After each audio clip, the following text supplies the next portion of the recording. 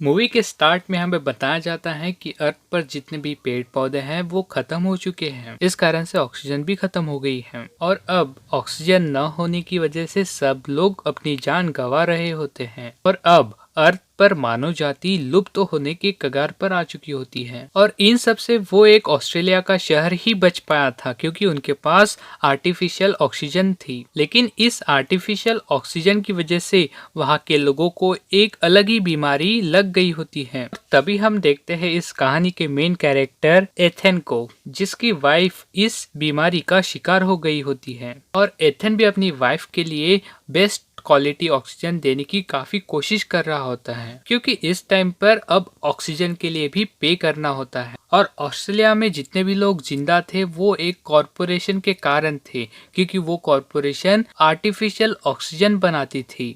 और अब इथेन को रेजिनिया ने अपने ऑफिस बुलाया होता है। यहाँ पर रेजिनिया जो होती है वो वही ऑक्सीजन बनाने वाली कंपनी की सीईओ होती है, साथ ही वो एक रिसर्चर भी होती है। वो इथेन को अपने ऑफिस बुलाकर कहती है कि अगर इसी तरह यह बीमारी फैलती रही तो जल्द ही यह दुनिया तबाह हो जाएगी। और वो कहती है कि अब तुम ही हो जो इस दुनिया को बचा सकते हो। इथेन रेजिना की बातों से कंफ्यूज हो चुका होता है, इसलिए रेजिना इथेन को एक लैब लेकर जाती है। इथेन के साथ इथेन का एक फ्रेंड भी था और लैब में जाने के बाद उसे एक टाइम मशीन दिखाई देती है और वहाँ पर इथेन को बताया जाता है कि यह टाइम मशीन तुम्हारे पापा ने ही बनाई है। और वहाँ पर रेजिना कहती है कि तुम ही हो जो इस मशीन को चला सकते हो क्योंकि तुम्हारे हाथ में इस मशीन का वो एक पार्ट है जो तुम्हारे पापा ने तुम्हें दिया था। वॉच के बारे में सुनते ही उसे वो एक पल याद आता है जब उसके फादर ने वो वॉच उसे दी थी। तब उसके हाथों से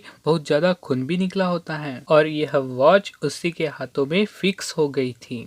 इथेन को इस वॉच के बारे में अब तक कुछ भी पता नहीं होता और अब इथेन को बताया जाता है कि इस टाइम मशीन से हमें एक मैसेज मिला है जो कि फ्यूचर से आया है और मैसेज में इथेन को 400 साल आगे भेजने की बात हो रही होती है, यानी फ्यूचर में। और यहाँ पर लैब के डॉक्टर उसे ये भी बताते हैं कि हमें ये पता चला है कि यहाँ से 400 साल बाद यानी फ्यूचर में यह धरती वापस से पहले की तरह हो गई है, यानी वहाँ पर प्लांट्स, ट्रीज, साथ ही ऑक्सीजन भी है, यानी वहाँ का एनवायरनमेंट अब इंसानों के जीवन जीने के लायक है। और तभी वहाँ के लोग उसे कहते हैं कि तुम्हारे फादर के एक्सपेरिमेंट के अकॉर्डिंग तुम्हें वहाँ पर जाकर वहाँ से कुछ प्लांट्स और ऑक्सीजन यहाँ लाना चाहिए, यानी तुम फ्यूचर से प्लांट्स और ऑक्सीजन को कलेक्ट कर पास्ट में भेजोगे जिससे हम यहाँ की लाइफ को दोबारा स्टेबल कर सकते हैं। उसे ये भी लगता है क्या ये मेरे साथ मजाक तो नहीं कर रहे।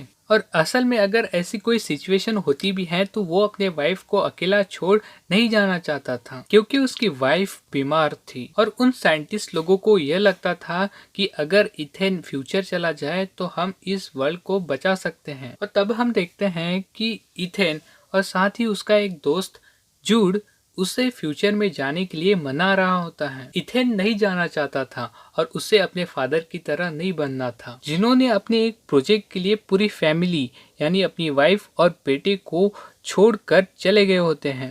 और फिर इथेन की मदर के डेथ के बाद जूड ने ही उसके एक बड़े भाई की तरह उसका ख्याल रखा होता है और इथेन अब अपनी वाइफ को अपने फादर की तरह छोड़कर नहीं जाना चाहता था। और तब जूड उसे समझाता है कि तुम्हारी वाइफ बीमार है और उसे बचाने का सिर्फ एक ही उपाय है कि तुम फ्यूचर में जाकर प्लांट्स को यहाँ तक लेकर आओ। इससे यहाँ का एनवायरनमेंट दोबारा से ठीक हो जाएगा और तुम्हारी वाइफ भी ठीक हो जाएंगी। और घर जाकर जब इथेन ये सारी बातें अपनी वाइफ से शेयर कर रहा होता है तब वो भी उसे फ्यूचर में जाने के लिए इंसिस्ट कर रही होती है। हालांकि वो नहीं चाहती थी कि इथेन फ्यूचर में जाए, लेकिन फिर भी वो लोगों के लिए ये सब करना चाहती थी। और नेक्स्ट मॉर्निंग ये सारी बातें सोचने के बाद इथेन रेजिना के पास जाता है। उसे कहता है कि मैं जाने के लिए तैयार हूँ, लेकिन मेरी एक शर्त है कि अगर तुम्हें क्योर मिल गया तो तुम सबसे पहले मेरी बीबी को बचाओगे। और ये बात रेजिना मान जाती है।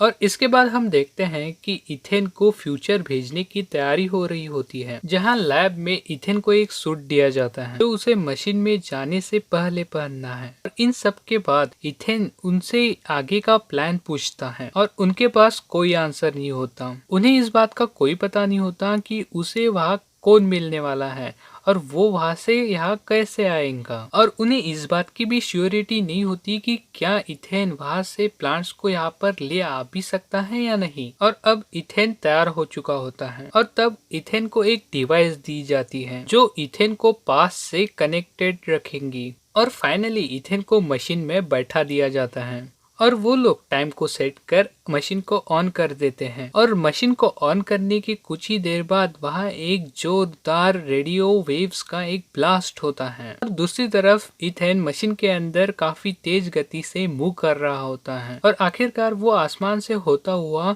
काफी तेज गति से नीचे गिर रहा होता है, जिसके कारण यानी फ्रिक्शन के कारण उसके सूट को आग लग जाती है और वो एक अननोन जंगल में आ गिरता है। और सबसे पहले धरती पर गिरने के बाद वो अपने सूट को अपने आप से अलग कर देता है क्योंकि उसमें आग लगी होती है। और इन सब के बाद वो अपने इर्द गिर्द देखता है जहाँ पर ये दुनिया वापस से पहले की तरह हो गई होती है और इथेन वहाँ के नेचुरल ब्यूटी और ऑक्सीजन को एंजॉय कर रहा होता है। और थोड़ा आगे जाने के बाद उसे एक स्केलेटन नजर आता है जिसके हेड पर एक बुलेट का निशान था और जब वो स्केलेटन के ड्रेस पर लिखा हुआ नाम पढ़ता है तो वो हैरान हो जाता है क्योंकि वो उसी का स्केलेटन होता है। और उसे वहाँ पर एक डिवाइस भी मिलती है जो कि सेम टू सेम उसी डिवाइस की तरह होती है जो कि उसे डॉक्टर ने दी थी। और ये सब देखकर इथेन डर जाता है और घबराने लगता है और उसे कुछ भी समझ नहीं आ रहा होता। और उस स्केलेटन के पास वैसी एक वॉच होती है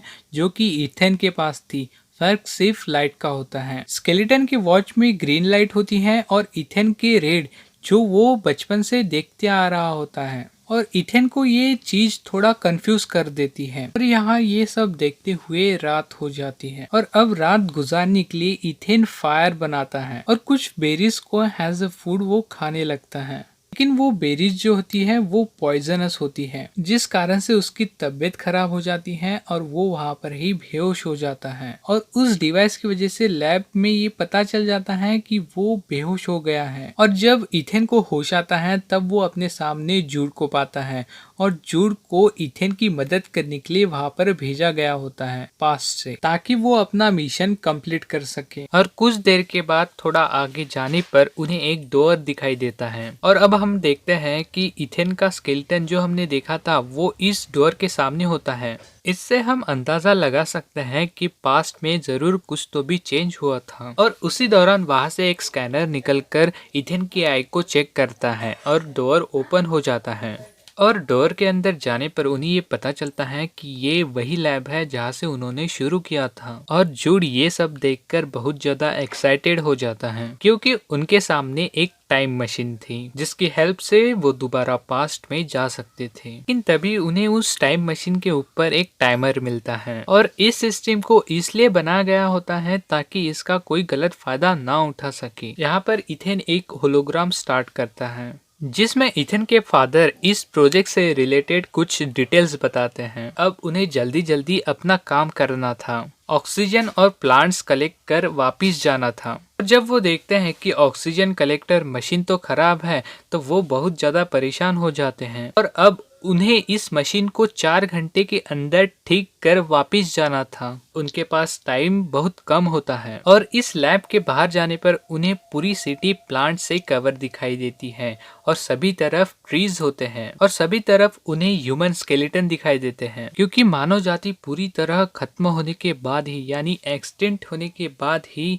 कुछ सालों बाद प्लांट्स और ट्रीज रीजनरेट हो पाए थे, यानी ह्यूमंस जाने के बाद ही इस पूरी दुनिया का एनवायरनमेंट ठीक हो पाया था। और यहाँ इथेन फ्यूचर में अपने घर जाता है और वो अपने वाइफ का स्केलेटन देखकर बहुत ज्यादा नर्वस हो जाता है और इथेन को जो वो फ्यूचर डिवाइस मिली थी वो उसकी रिकॉर्डिंग ऑन करता है और तब जाकर उसे पता चलता है कि जूड ही उसे शूट करने वाला है और ये रिकॉर्डिंग जूड भी सुन लेता है और सच में उसे शूट करने के लिए वो गन निकालता है और इथेन किसी तरह जूड को रोक लेता है और डिसाइड करता है कि मरने से पहले वो अपनी मशीन को ठीक करेगा। और वो लोग लैब में दोबारा आते हैं और अब उनके पास सिर्फ 37 मिनट्स बाकी होते हैं और वही इथेन लैब के बाहर अपने स्केलेटन को देखने जाता है कि क्या जूड को रोकने से मेरा फ्यूचर चेंज हो पाया है। और वहाँ कुछ भी चेंजेस नहीं आए होते हैं, यानी फ्यूचर अभी भी चेंज होने का बाकी है और अब वो फ्यूचर को जानना चाहता था। तब वो अपनी डिवाइस की बैटरी निकाल कर फ्यूचर वाली डिवाइस में डाल देता है और वहाँ उसे वो वीडियो नजर आती है जहाँ जूड ने उसे मारा था और ये देखकर जूड उसे समझाता है कि तुम्हारे बचने के चांस वैसे भी नहीं है और अगर हम ऑक्सीजन कलेक्टर को ठीक करते हैं तो बहुत ज्यादा टाइम वेस्ट हो जाएगा। वो कहता है कि हमें इस टाइम मशीन में बैठकर यहाँ से चले जाना चाहिए, लेकिन इथेन उसकी बात न मानते हुए उसे एक रूम में बंद कर देता है। अब लैब में आकर वो अपने फादर के रिकॉर्डेड होलोग्राम को ऑन कर देता है और ये होलोग्राम उस डेट का होता है जिस दिन उसकी फादर की डेथ हुई थी और उस होलोग्राम में इथेन देखता है कि और उसके फादर अपनी बनाई गई टाइम मशीन और बाकी सभी इन्वेंशन से ह्यूमन काइंड और उसकी डाइवर्सिटी को प्रोटेक्ट करना चाहते थे, लेकिन रेजिना उस टाइम मशीन को अपने काम के लिए यूज करना चाहती थी और तब रेजिना अपने मकसद में कामयाब न हो जाए इस कारण से इथन के फादर उस टाइम मशीन को इथन के डीएनए से कनेक्ट कर देते हैं। इसी कारण से वो वॉच पहनने पर इथन के हाथों से ब्लड आया हुआ था। रेजिना हार मानने वालों में से नहीं थी, उसने जूड के साथ मिलकर इथन के फादर को मार दिया, वो इथन को अपने मकसद के लिए फ्यूचर में यूज कर सके। ये सब देखकर इथन बहुत ज्यादा डिप्रेस हो जाता है, नर्वस हो जाता है, क्योंकि जिसको उसने अपना बड़ा भाई माना था उसने ही उसके फादर का कत्ल किया हुआ होता है। और यहाँ पर इथेन को ये भी रिवील हो जाता है कि जो वो अपने फादर को गलत समझते आ रहा था इतने सालों से, वो भी जूड के कहने पर अब इथेन रेजिनिया को अपने मकसद में कामयाब नहीं होने देना चाहता था, इसलिए वो टाइम मशीन को डिस्ट्रॉय करने का सोचता है। लेकिन तभी जूड आकर उसे रोक देता है और जूड उसे बताता है कि रेजिनिया ने मुझे इसलिए भेजा है ताकि जब इथेन वो डिफेक्ट ठीक कर रहा हो तब तुम्हें इथेन को मार देना है। लेकिन अभी भी जूड इथेन को अपने भाई की तरह मानता था, इसलिए वो इथेन को मारने से पहले खुद को गोली मार लेता है और अब इथेन सिर्फ और सिर्फ अपने फादर का मकसद कामयाब करने के लिए काम कर रहा होता है और वो उन सभी प्लांट्स को टाइम मशीन में रखकर पास्ट में भेज देता है। यहाँ पर इथेन अपने फादर के मर्डर के वो सारे सबूत और साथ ही रेजिनिया के वो उन सभी प्लान्स का खुलासा कर देता है और खुद पास्ट में नहीं जाता। इसके वजह से रेजिनिया को अरेस्ट कर दिया जाता है। यहाँ इथेन अपने वाइफ के लिए एक फ्लावर भी भेजता है और खुद फ्यूचर में टाइम मशीन को डिस्ट्रॉय कर देता है ताकि फ्यूचर में इसका कोई गलत यूज ना कर सके। और जब इथेन लैब से बाहर आता है तब उसे उसका स्केलेटन दिखाई नहीं देता, जिससे उसे पता चल जाता है कि पास्ट चेंज हो गया है और उसके इस अच्छे डिसीजन के कारण उसने पूरी मानव जाति को बचा डाला। और यहाँ पर हमें फ्यूचर की ग्रीनरी दिखाते हुए यह मूवी यहाँ पर खत्म हो जाती है।